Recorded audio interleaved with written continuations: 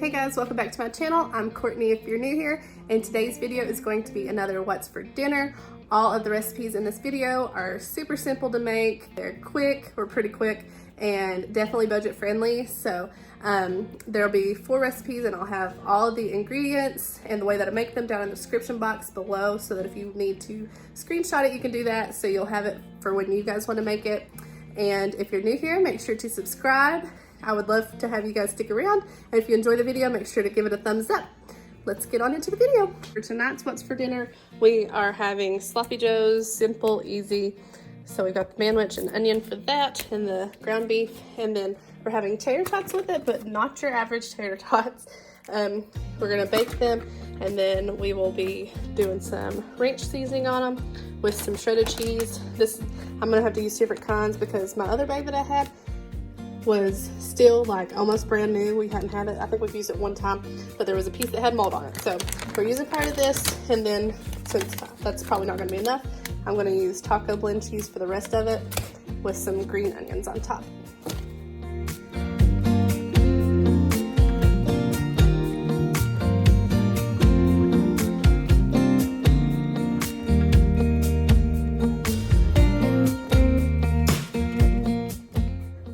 Just turned on the oven for that. I'm gonna go ahead and add in all these onions. Oh my gosh, y'all. I just realized in the middle of making this, well, not the middle, I just now started, but I just realized that I forgot to thaw out the buns. Oh my goodness. At least I just got bread a couple days ago. I guess we'll just have to have it on white bread because forgot them in the freezer. Thawed out the meat yesterday, didn't even think about the buns. I've just had the buns in the freezer since we hadn't got around to making this meal yet, so they're still in there. Hopefully Travis doesn't mind. I'm sure he won't, but yeah, so there goes that. We're definitely using what we have because I told you about the cheese having some mold on it, so I'm using a different kind of that, and then now we're gonna have to use white bread instead of buns, but we're rolling with it. Using my handy dandy little tool here. I'm not even sure what these are called, but I got it several months ago. I don't know what I did before it. This thing is just awesome for this kind of thing.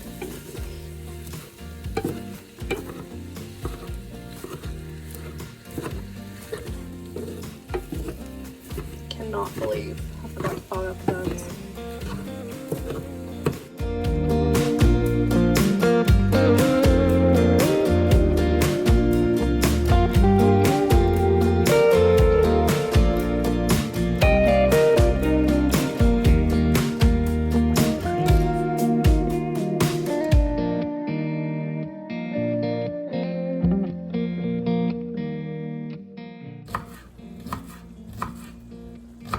Okay, I'm curious real quick. On green onions, how far up do you usually cut them? Like, I've always not actually known the proper way, I guess, because I like the flavor of the actual onion part, but I know a lot of people use the green too. I usually probably don't go past there, but I would love to know what you guys do so that I finally know.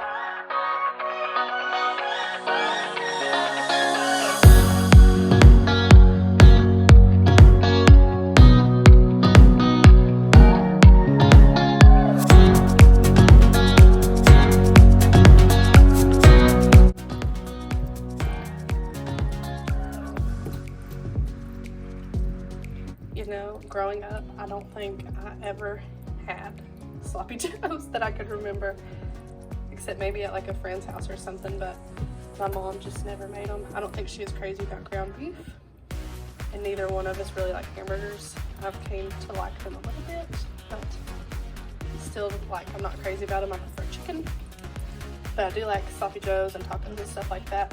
I've learned since growing up that a lot of it is just how it is cooked that makes it good.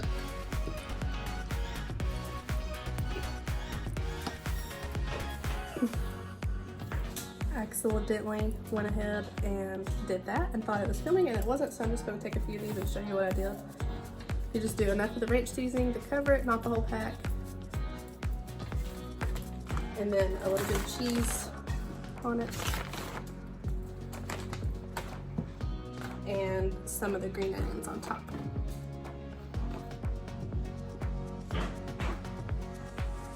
It's that easy.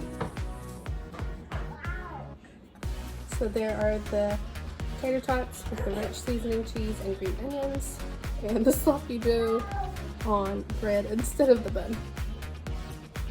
Okay, so tonight I'm doing salmon patties, and I'm using the chicken of the sea 5-ounce packages. I'm using 2 of those, and that equals up to about 1 of the cans. I can't remember the brand that my grandma used to make or use when she used to make them, but I just can't handle the bones and stuff in it, so I get the pouches of it that are already boneless, I guess you'd say. And some saltines to go in that, and then about half of an onion.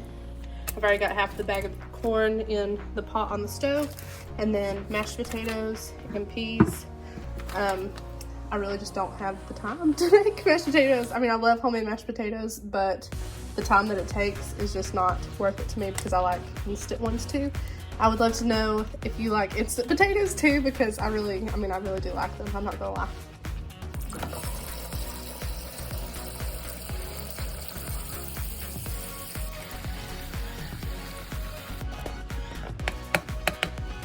So much better than the kind that comes out of the can. Oh my goodness. Add all the onion in.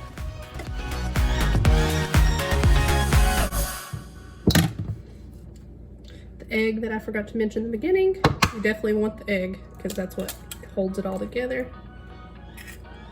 And then I'm going to start off with about 12 saltines, and then if I need more, I'll add some more.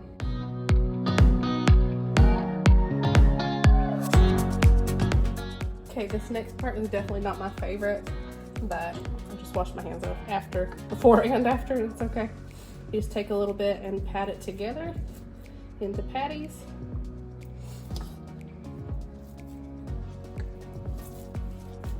However small or big you want your patties to be. I like mine smaller and thinner, so I can try to get them a little bit more crispy when I'm cooking them. Okay, so cooking them, you can use oil obviously, but I'm just going to use butter because I like the taste of butter when it's cooked with it. So I'm going to put like half a stick in the pan. Let's start with that. I could tell that half a stick was going to be too much butter to start out with, so I took like half of the half. So there's like 1/4 of a stick of butter in here. And now that it's melted, I'm going to start putting the patties in there.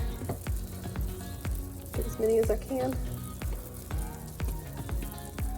Turn down the heat a little bit. So they don't cook too fast.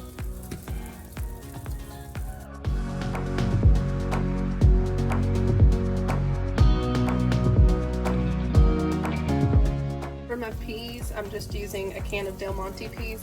We do frozen sometimes too, but we're just using the can this time, and I've already drained them, and I just stick them in a bowl with some butter, salt, and pepper, and put them in the microwave for a little bit. I love that sizzle. It'll end up taking like 6 minutes on each side, I think, but how big this pan is, I'm not sure. It might take a little bit longer overall. I've got my 2 cups of water measured out, and I'm going to stick it in the microwave for the mashed potatoes for about 4 to 5 minutes. Super easy. This is why I love instant mashed potatoes. And no judgment on my dirty microwave. It clearly needs cleaned. It's starting to look good. See if I can turn one and hold this at the same time. Ooh, I did it. I like to push it down because I like mine thin and crispy. Also like using a pan with sides so it's easier to turn them like that. Oh man, that makes it easier. Otherwise I'd be burning my fingers.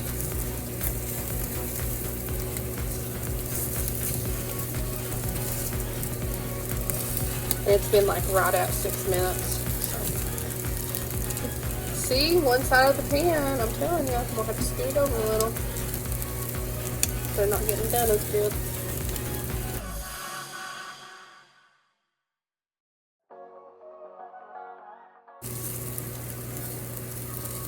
This one that has turned into a mess.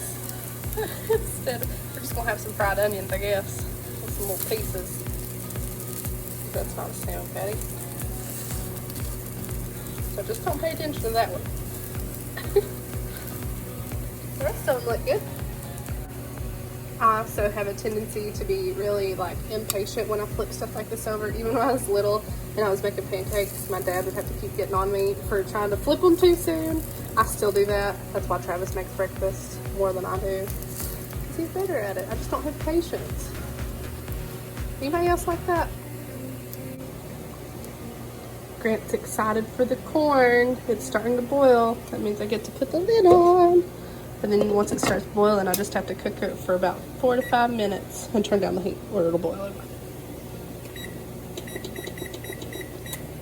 He's been going around corn on the cob. Corn on the cob.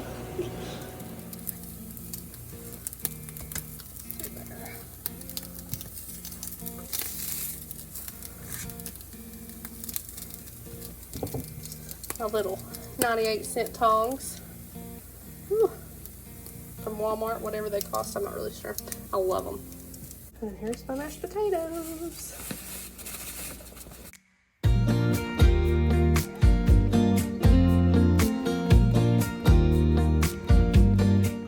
Okay, so there we have it. Salmon patties, mashed potatoes and peas, and corn on the cob.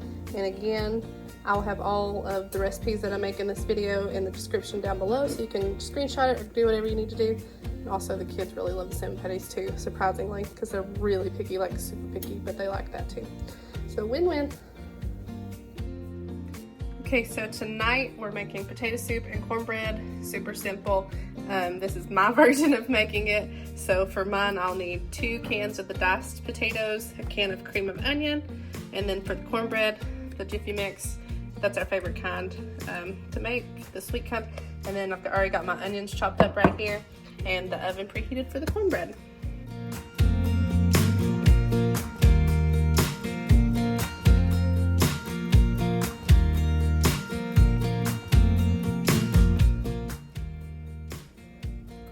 Now I'm gonna put the cornbread in the muffin pans, but I don't know if you guys are like this, but I always try to stretch the box to make 7 because I know that it says that it'll fill up 6 and they just would be pretty big cornbread muffins, but I always do 7 and it still turns out like the normal size. So you can always stretch it one more if you don't already do that.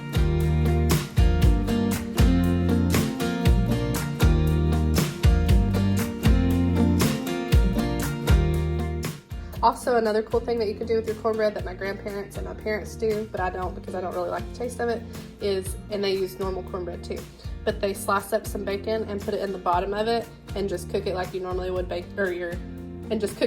normally cook your cornbread, and it's done with it at the same time, but it gives you a little extra flavor of that bacon in it. So if you want to try that, that's a really cool tip too. Now I'm adding my 2 cans of potatoes, and I did drain them because we'll add the liquid with the cream of onion and then some milk and water mixed into it.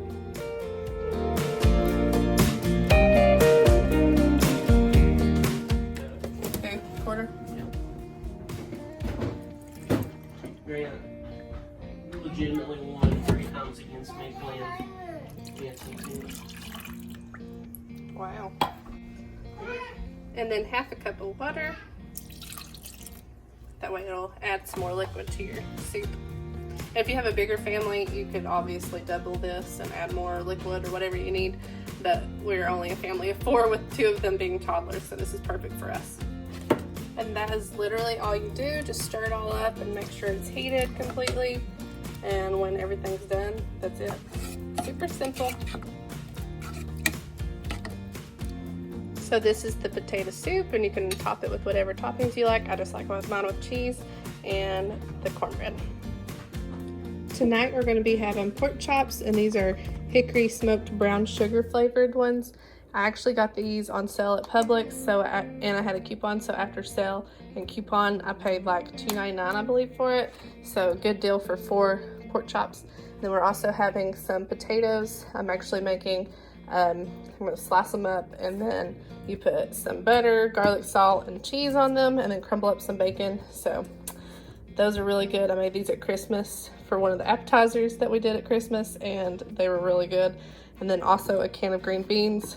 Simple. This is how I like my green beans. Just pour it in a bowl with some butter, salt, and pepper. Put it in the microwave, and there you go. So for the potatoes, I'm starting out with the potatoes since they take the longest, and you're going to just do thin slices and keep the skin on it so that they stay formed when you're cooking them. Just little sauce is about that thick.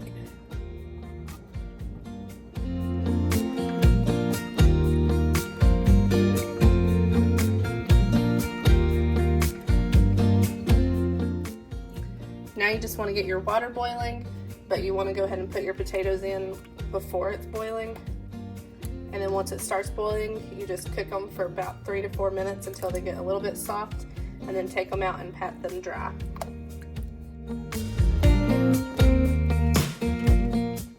We'll sprinkle a little bit of salt in there. While the potatoes are boiling, I'm going to go ahead and cook my bacon in the microwave. This is the kind that's already fully cooked. You can use normal bacon, but this is my little quick way of doing it. And then once it's done, I'm just going to crumble it up into little pieces. You could also use just like regular bacon bits that you buy at the store too, but I like using this better. Here it is done out of the microwave, and I'm just going to pat it dry really quick, and then once it cools off a bit, I'll go ahead and crumble it. I'm gonna go ahead and preheat the oven to 350 for the potatoes, and then once they're ready to go in the oven, you'll cook them for 12 to 14 minutes.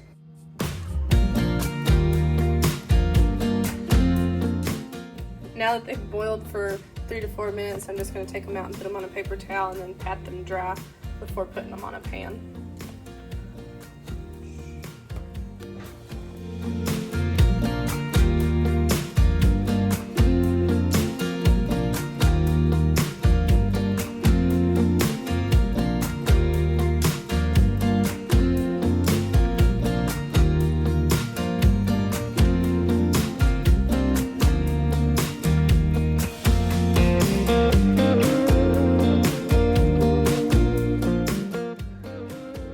Now I've got my melted butter, and I'm just going to put a little bit on each one.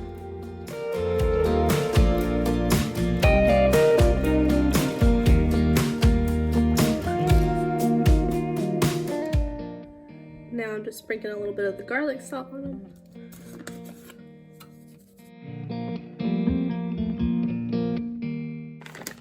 And now the cheese.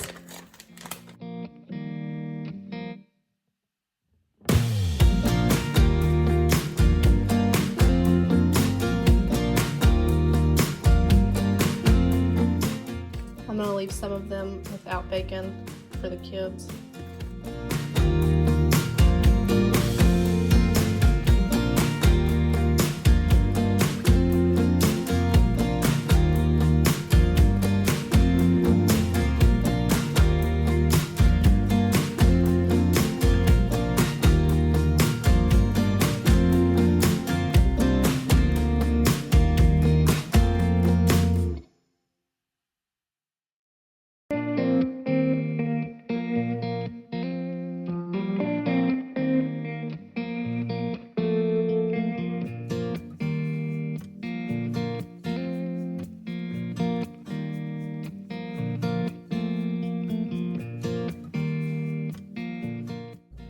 So here it is. This was the pork chops cooked for 7 to 9 minutes on broil on each side, so I flipped them halfway through. And then the potatoes and green beans, and then for the kids I have some green beans and 2 little potatoes with just the cheese on them, and then I'll cut up some pork chops for both of them. Okay, so that's all the recipes I have for you guys. I hope you guys enjoyed the video, and if you did, make sure to like it. And again, I'll have all of the recipes and instructions down in the description box below for y'all. And I hope you guys subscribe if you're not already, so you can stick around and see what I've got cooking up for y'all. Anyway, I will see you next one. Bye.